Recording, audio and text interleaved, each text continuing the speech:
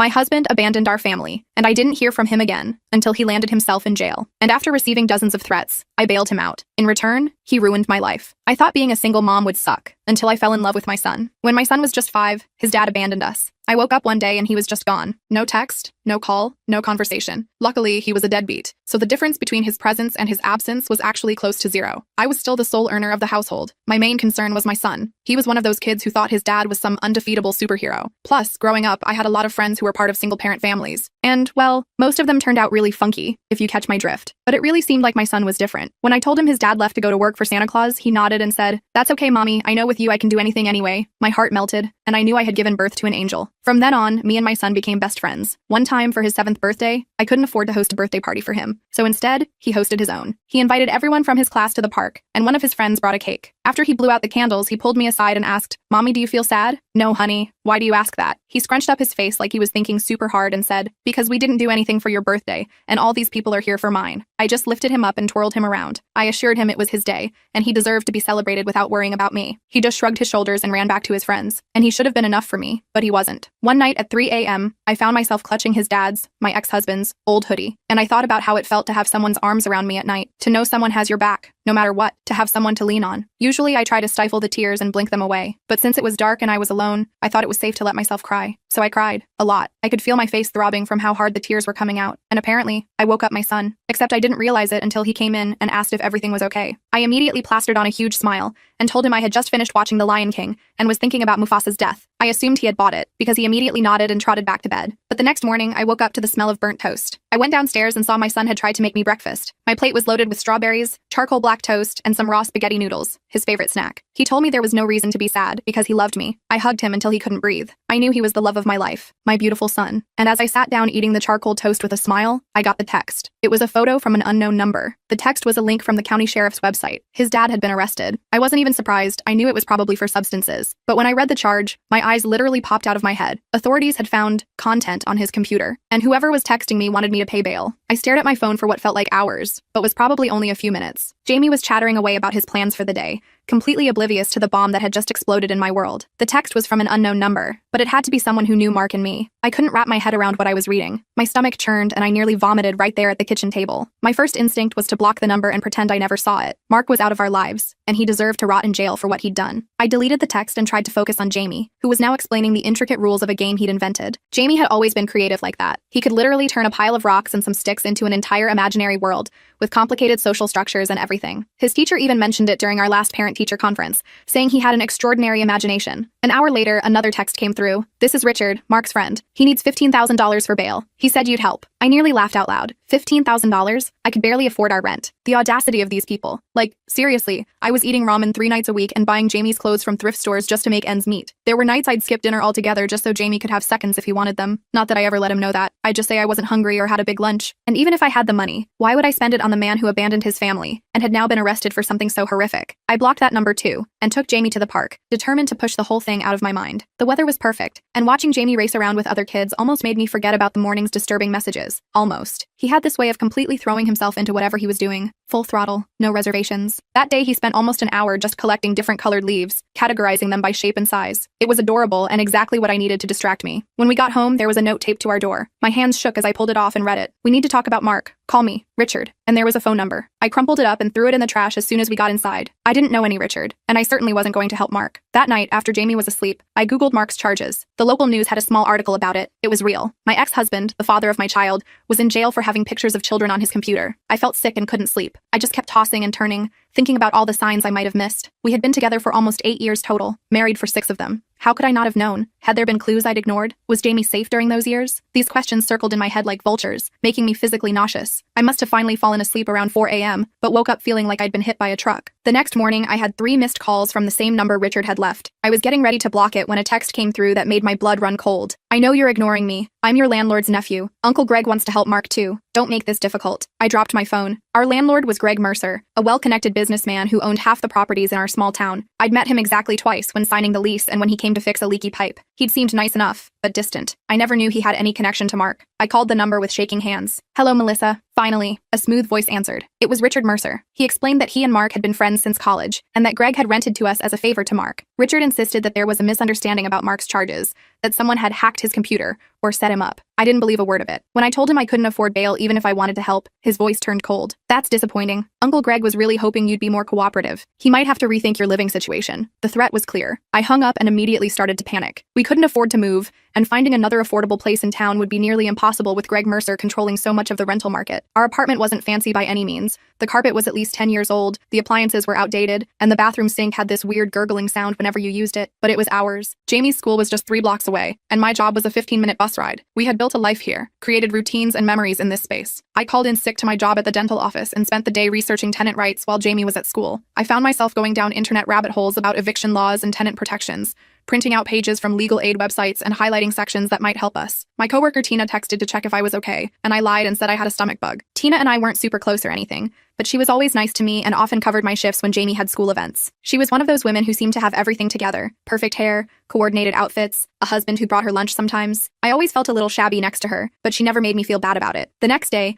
Richard was waiting outside my workplace when I finished my shift. He was leaning against a shiny black car, looking like he owned the world. I tried to walk past him, but he stepped in front of me. "Uncle Greg's willing to front the bail money," he said smoothly. "You can pay him back monthly." I shook my head and tried to step around him. "Mark is not my problem anymore." Richard's smile didn't reach his eyes. "He's Jamie's father, and Uncle Greg is your landlord. I'd say that makes Mark very much your problem." I walked away without answering, my heart pounding. My hands were shaking so badly I could barely get my key into my car door. I sat in the driver's seat for a good 5 minutes just trying to calm down enough to drive. A million thoughts ran through my head, from packing up and leaving town in the middle of the night to calling the police about Richard's harassment. But I had nowhere to go, no family nearby to help, and barely enough savings to cover next month's rent, let alone fund a big move. That evening, Greg Mercer himself called me. His voice was friendly but firm as he explained that he considered Mark like family and wanted to help him through this unfortunate misunderstanding. When I remained non-committal, his tone changed. "Your lease is coming up for renewal soon, isn't it? Rents are going up all over town. It's a shame, with a young boy to raise." I was shaking by the time I hung up. I felt trapped in a nightmare that kept getting worse. That night, I sat at our tiny kitchen table after Jamie was asleep,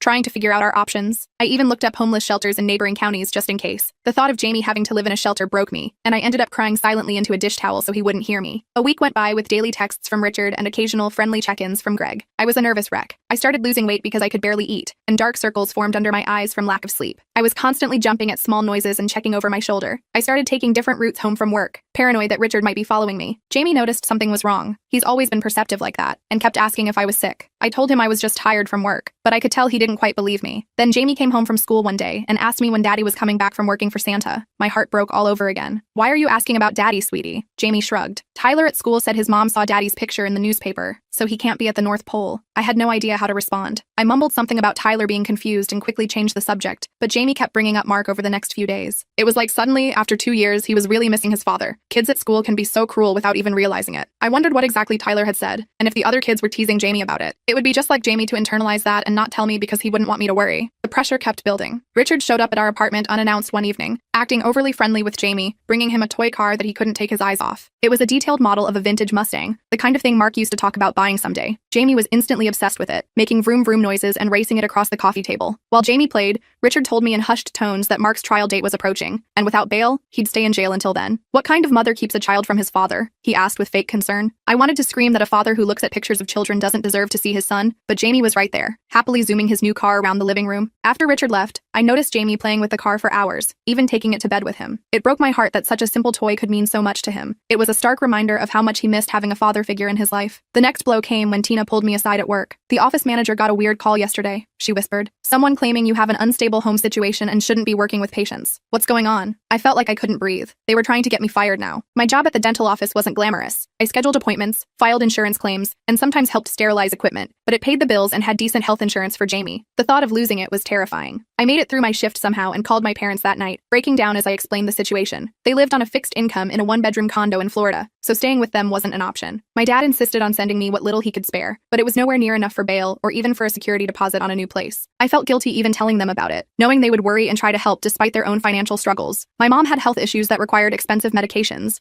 and they were already pinching pennies to make ends meet. The pressure intensified when Greg Mercer sent an official letter stating that my rent would double upon renewal due to market conditions. I couldn't afford that. He knew it. I knew it. The letter looked so official and formal, with legal language about market value adjustments and standard rate increases, but I knew it was just another form of bullying. I started looking for second jobs, desperate for any solution that didn't involve helping Mark. I applied to be a night stalker at the local grocery store, a weekend receptionist at a hair salon, and even considered driving for a food delivery app, though my car was so old I wasn't sure it would qualify. I was running on fumes, surviving on coffee and whatever I could grab from the office vending machine. One night, after a particularly stressful day where Richard had coincidentally run into Jamie and me at the grocery store, making a point to talk about how sad Mark was in jail, I got a call from an unknown number. It was Mark himself calling from jail. His voice was the same as I remembered, but with a pathetic, whiny edge to it. "Mel, you gotta help me," he pleaded. "They've got it all wrong. I would never, I wouldn't. Think of Jamie." I hung up without saying a word, but the calls kept coming from different jail phones. I blocked each number, but he always found another way to call. It felt like I was being stalked from inside a jail cell. The whole thing was so surreal. I started avoiding checking my phone at all, which just made me more anxious about missing calls from Jamie's school or my boss. One night, Richard escalated his threats. He cornered me in the parking lot after work and spoke very clearly. "Uncle Greg has connections with CPS, you know. It would be a shame if someone reported concerns about Jamie's home environment." I nearly collapsed with fear. They were threatening to take my child now. The thought of Jamie being taken away from me was more than I could bear. I went home and cried all night, trying not to wake Jamie. I pictured him confused and scared in some stranger's home, wondering why his mom didn't come for him. By morning, I was desperate and defeated. The next morning, I called Richard and told him I'd help with bail. He showed up at my apartment an hour later with papers for me to sign, a loan agreement with Greg Mercer, with my apartment as collateral. The interest was criminal, but I had no choice. I signed, and Richard smiled like he'd won the lottery. "You're doing the right thing," he said. "Mark will be out tomorrow." I spent that night throwing up from stress and fear. How would I keep Mark away from Jamie once he was out? The bail conditions required him to stay in town, and with the Mercers backing him, I felt completely trapped. I couldn't sleep, couldn't eat, couldn't think straight. I felt like I was signing a deal with the devil, and the cost would be more than just money. Mark showed up at our door 3 days later, looking thin and twitchy. I refused to let him in, speaking to him through the chain lock. He started crying, insisting he was innocent, that someone had planted the files on his computer. I told him the bail was a loan I had to repay, and that he wasn't welcome in our home. He left eventually, but I knew it wasn't over. Jamie spotted him from the window and asked a million questions about why Daddy was outside but didn't come in. I made up some story about Daddy being sick and needing to get better before he could visit. The lies were piling up and I was drowning in them. I hated lying to Jamie, but how do you explain something like this to a 7-year-old? I tried to distract him with a new Lego set I'd been saving for his half-birthday, but he kept glancing at the window like he expected Mark to reappear. For the next 2 weeks, Mark called constantly and showed up unannounced. Richard and Greg kept pressuring me to let Mark see Jamie, suggesting that if I didn't, they might have to reconsider our arrangement. I was between a rock and a hard place. I felt like I was barely treading water, just trying to keep Jamie's life as normal as possible while everything around us was falling apart. I started experiencing anxiety attacks. My heart would race, my hands would shake, and sometimes I'd feel like I couldn't breathe. I was afraid to go to sleep, afraid to go to work, afraid to let Jamie out of my sight. Eventually, I agreed to supervised visits at a public park. The first one was awkward and tense. Jamie was shy at first, then gradually warmed up as Mark showered him with attention and promises about all the things they'd do together. I sat on a bench nearby, never taking my eyes off them, feeling sick the entire time. Mark brought Jamie a remote-controlled car and showed him how to use it. Jamie was delighted, racing it around the playground while Mark cheered him on. To anyone watching, we probably looked like a normal family enjoying a day at the park, but I felt like I was performing in some horrible play, pretending everything was fine when it was anything but. After the visit, Mark started pushing for more. Unsupervised time, overnight visits. I refused, and the threats from Richard ramped up again. He started showing up at my workplace almost daily, always with that same smug smile, always with a new threat or demand. My boss started giving me concerned looks, clearly wondering about this man who kept asking for me but never made an appointment. I was afraid I'd lose my job, afraid I'd lose my apartment, afraid I'd lose Jamie. One evening, I came home from work to find Jamie playing happily with Mark in our living room. My neighbor, Mrs. Chen, who sometimes watched Jamie after school, explained that Mark had shown up claiming I'd asked him to pick Jamie up. I was furious and terrified. Mrs. Chen was apologetic, explaining that Jamie had seemed so happy to see his father that she assumed it was arranged. She didn't know the whole story. How could she? I'd been too ashamed and scared to tell anyone what was really going on. I waited until Jamie was in bed, then confronted Mark, who had refused to leave. "You can't just come into my home without permission," I hissed. Mark's face changed, the mask of the doting father slipping to reveal something cold and calculating. "It's not just your home," he said. "Richard told me about your arrangement with Greg. You're on thin ice, Mel. One word from me, and you're both out on the street." That night, I couldn't sleep. I kept checking that the doors and windows were locked, afraid of what Mark might do. I even pushed the couch in front of the door, an old habit from when Mark used to come home drunk and angry in the early days of our marriage, before Jamie was born. Those memories came flooding back. The walking on eggshells, the unpredictable mood swings, the way he could go from charming to menacing in an instant. I'd worked so hard to forget that version of Mark, to only remember the decent moments for Jamie's sake. But now I was forced to confront the truth. Mark had always been dangerous. The next day, I called a domestic violence hotline and explained my situation. They suggested applying for an emergency restraining order based on Mark's threats and unauthorized entry. I took a day off work and went to the courthouse with all the threatening texts from Richard,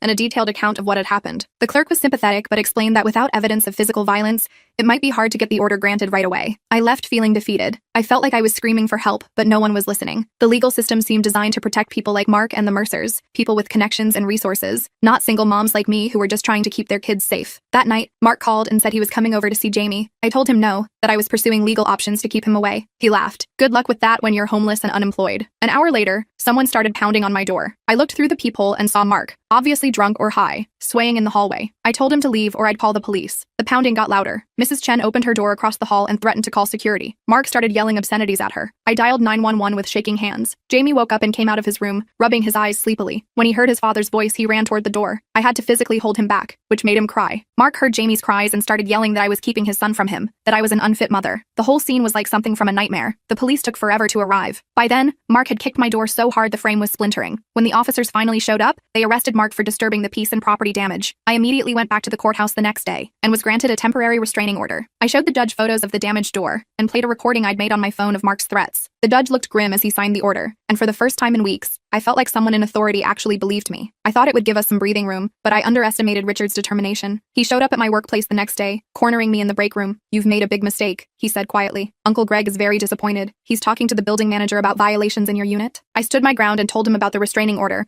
warning that if he kept harassing me, I'd report him too. He just smiled. Restraining orders are just pieces of paper. They don't stop anything. That night, someone slashed my car tires. The next day, my boss called me into his office to discuss concerns about my performance that had never been mentioned before. Jamie came home from school upset because a man had approached him at recess, telling him his mom was keeping his daddy away because she was a bad person. It was Richard. I called the police, but they said without evidence, there wasn't much they could do. I was at my breaking point. I started sleeping with a baseball bat next to my bed and jumped at every sound. Jamie began having nightmares and wetting the bed, something he hadn't done since he was 4. I felt like I was failing him, like I couldn't protect him from all this ugliness. I began to wonder if we should just leave everything behind and disappear. My coworker Tina noticed how ragged I looked and insisted on buying me lunch. Over sandwiches, I finally broke down and told her everything. To my surprise, her eyes hardened with recognition when I mentioned Richard's name. "That sleazeball hit on every woman at my old firm," she said. "He got fired after a secretary filed a harassment claim." For the first time, I felt a tiny flicker of hope. Someone else knew Richard was bad news. Tina was indignant on my behalf, her usually perfect composure breaking as she cursed under her breath about entitled jerks who think they can get away with anything. She took my hand across the table and promised she would help however she could. Tina introduced me to her brother Sam, a paralegal at a local law firm. He listened to my story and offered to talk to one of the attorneys about taking my case pro bono. Within days, I had legal help. My lawyer, Grace Wilson, was a no-nonsense woman who specialized in domestic abuse cases. She immediately sent cease and desist letters to both Richard and Greg Mercer. She also helped me document every interaction, threat, and incident. The temporary restraining order against Mark was extended, and we filed a harassment complaint against Richard. Greg Mercer suddenly became scarce, communicating only through a property management company. I began to think we might actually get through this. Then one night, I woke to the sound of breaking glass. Someone was in our apartment. I grabbed the baseball bat and Jamie, locking us both in the bathroom while I called 911. I could hear someone ransacking the living room, getting closer to Jamie's bedroom. The dispatcher kept telling me to stay calm, that officers were on the way. The bathroom door handle started to turn. I gripped the bat, positioning myself in front of Jamie, who was crying quietly. The door burst open, and there was Mark, wild-eyed and reeking of alcohol. "You think you can keep my son from me?" he slurred, lunging forward. I swung the bat as hard as I could, hitting him in the shoulder. He stumbled back, cursing. Jamie was screaming now. Mark came at me again, and this time I hit him in the knee. He went down just as the sound of sirens filled the air. The police arrested Mark, and this time the charges were serious: breaking and entering, violating a restraining order, attempted assault. Jamie and I spent the night at Tina's apartment, both of us too shaken to sleep. Tina set us up in her guest room, bringing us extra blankets and making hot chocolate for Jamie. Her husband Mike was kind too, offering Jamie his old handheld video game to play to keep his mind off things. They had a comfortable home in a nice neighborhood,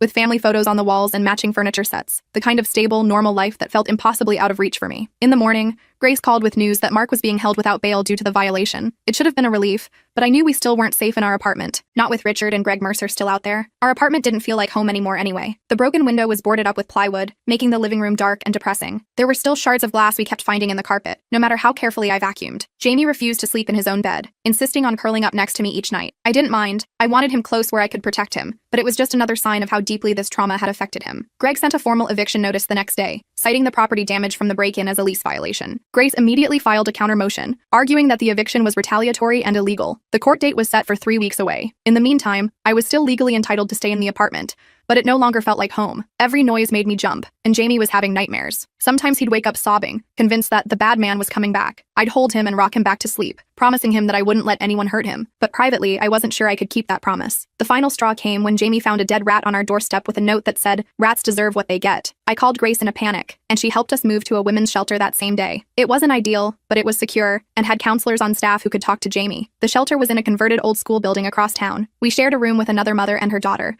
with just curtains separating our beds. There was a communal kitchen where residents took turns cooking, and a small playroom for the kids. It was clean but sparse, with strict rules about visitors and curfews. But for the first time in weeks, I slept through the night, knowing there was security at the door, and that Richard and Mark couldn't get to us. Mark's case was moving through the system, with a preliminary hearing set for the following month. Grace kept me updated on the legal proceedings, explaining everything in terms I could understand. She was also fighting the eviction, and had filed a complaint against Greg Mercer with the housing authority. I was starting to feel like maybe, just maybe, we might get through this. One evening at the shelter, I received a call from an unfamiliar number. It was a man named Charles, who identified himself as a former cellmate of Mark's. He spoke quickly, saying he had information I needed to hear in person. Against my better judgment, but with the shelter security guard present, I agreed to meet him at a coffee shop near the courthouse. I was terrified it might be another trick from Richard or Mark, but something in Charles's voice sounded genuine. I arranged for Jamie to stay in the shelter's after-school program while I went to the meeting, my heart pounding the entire time. Charles turned out to be a middle-aged man with tired eyes and prison tattoos. He explained that he'd been released yesterday after serving time for check fraud. What he told me next made my skin crawl. Mark had been openly bragging in jail about how he was going to get custody of Jamie once he was out, and how his rich friends would make sure of it. Even worse, Mark had talked about his collection, and how he'd been smart enough to have backups hidden where the police wouldn't find them. Charles said he had daughters of his own and couldn't stomach it. He decided to tell me as soon as he got out. I thanked him for the information and immediately called Grace. She arranged for me to speak with the detective handling Mark's case. The detective took Charles's information and promised to follow up, but warned me that secondhand jail conversations might not be enough for additional charges. Still, it was something. I went back to the shelter feeling both sick about what I'd learned and grateful that Charles had come forward. It gave me a strange sense of hope that even in the darkest places, there were still good people willing to do the right thing. A week later, Richard Mercer was arrested. One of his ex-girlfriends finally pressed charges for stalking and harassment, and several other women came forward with similar stories. The local paper ran a small article about it, mentioning that police were investigating other potential crimes. Greg Mercer issued a statement distancing himself from his nephew, claiming he had no knowledge of Richard's personal problems. So many women had stories about Richard, stories of unwanted advances, of persistent harassment, of threats when they turned him down. It was like a dam had broken, and suddenly everyone was willing to talk about the open secret of Richard Mercer's behavior. With Richard in legal trouble of his own, the pressure from the Mercer family eased. Greg's lawyer reached out to Grace, offering to drop the eviction proceedings if I would agree not to sue for harassment. Grace countered by demanding that the bail loan be forgiven, and 3 months of rent-free living to compensate for the stress and damage. Surprisingly, Greg agreed. I later learned that with Richard's arrest, the police had obtained a warrant for his electronic devices, and found communications about pressuring me that implicated Greg. He was cutting his losses. The women's shelter connected me with a child psychologist who specialized in trauma. Jamie started weekly sessions to process everything that had happened. He had so many questions about his dad, and I struggled to find age-appropriate ways to explain why Mark couldn't be in our lives. The psychologist was a godsend, helping both of us navigate these impossible conversations. She gave me phrases to use when Jamie asked the hard questions, and worked with him through play therapy to express his fears and confusion. Slowly, things began to improve. I returned to work full-time, and my boss, now aware of what I'd been dealing with, was surprisingly supportive. The restraining order against Mark was made permanent, and his trial date was set. Grace believed the prosecution had a strong case, especially after the police, acting on Charles's information, found additional evidence hidden at a storage unit rented under Mark's name. I was still living in fear, but it had receded from a constant state of panic to a dull background anxiety. Jamie was starting to smile more, to play with other kids at the shelter, to sleep through the night occasionally. We were surviving, one day at a time. One day, about 2 months after the break-in, I received a letter from jail. It wasn't from Mark, but from a man named Bruno, another inmate. The letter explained that Mark had been bragging about getting revenge on me once he was out, describing graphic threats that made me physically ill. Bruno wrote that he had a sister who'd been in a similar situation, and he couldn't stand by while Mark planned to hurt another woman and child. He ended the letter by saying I shouldn't worry about Mark anymore. I showed the letter to Grace, who immediately contacted the jail. We learned that Mark had been found unconscious in the shower room the previous day with severe injuries. He survived but would remain hospitalized under guard for some time. The official investigation ruled it a prisoner dispute, with no clear culprit identified. I felt a complex mix of relief, guilt, and lingering fear. I knew violence wasn't the answer, but I couldn't deny the weight that lifted from my shoulders knowing Mark would be incapacitated for the foreseeable future. It gave us breathing room, time to strengthen the legal protections around Jamie and me, without the immediate threat of Mark's release hanging over our heads. Grace helped me file for sole custody of Jamie, using Mark's arrest, the restraining order, and his documented threats as evidence. The judge granted it without hesitation. With Richard facing multiple charges and Mark hospitalized before his own trial, the immediate danger seemed to have passed. I was finally able to sleep through the night again. I started thinking about the future again, making plans beyond just surviving the next day or week. I enrolled Jamie in a new school closer to the shelter, where no one knew our history. He joined a soccer team and made new friends. I looked for a better job, one with more hours and better pay. I started saving every penny I could, determined to build a new life for us far from the shadows of Mark and the Mercers. 3 months after the break-in, Jamie and I moved to a different apartment in a neighboring town. It was a bit further from my job, but worth the commute to have a fresh start. The new place was smaller but brighter, with a little balcony where we set up a container garden. Jamie was slowly returning to his cheerful self, making friends at his new school and talking less about his father. We planted tomatoes and herbs in colorful pots, and Jamie checked on them every day before and after school, delighted when the first tiny green tomatoes appeared. It was healing for both of us, watching something grow and thrive under our care. One Saturday morning, there was a knock at our door. I tensed automatically, then checked the peephole. It was Charles, the former inmate who'd warned me about Mark. He looked different in clean clothes with his hair cut neatly. He apologized for showing up unannounced but explained that he'd found my address through Grace, who had helped him connect with a re-entry program. He wanted to make sure Jamie and I were doing okay. I invited him in for coffee, and we talked for hours. He told me about his 3 daughters, who lived with their mother in another state, and his plans to rebuild his life now that he was out of prison. There was something calm and steady about him that put me at ease. Before he left, he asked if he could come by the following weekend to help fix a wobbly shelf he'd noticed in the kitchen. I surprised myself by saying yes. Charles became a regular visitor over the next few months. He found work as a mechanic and was taking night classes to get his associate's degree. Jamie adored him, especially when Charles taught him how to change a tire on my car and build a model rocket for his science project. I found myself looking forward to his visits more than I wanted to admit. We were careful, taking things very slowly. Charles was upfront about his past mistakes and his determination to stay on the right path. Grace checked him out thoroughly and found nothing concerning beyond the non-violent offense he'd already disclosed. 6 months after our first meeting, Charles asked if he could take me on a proper date. Jamie stayed with Tina, who had become like a sister to me through all the chaos. Charles took me to a simple Italian restaurant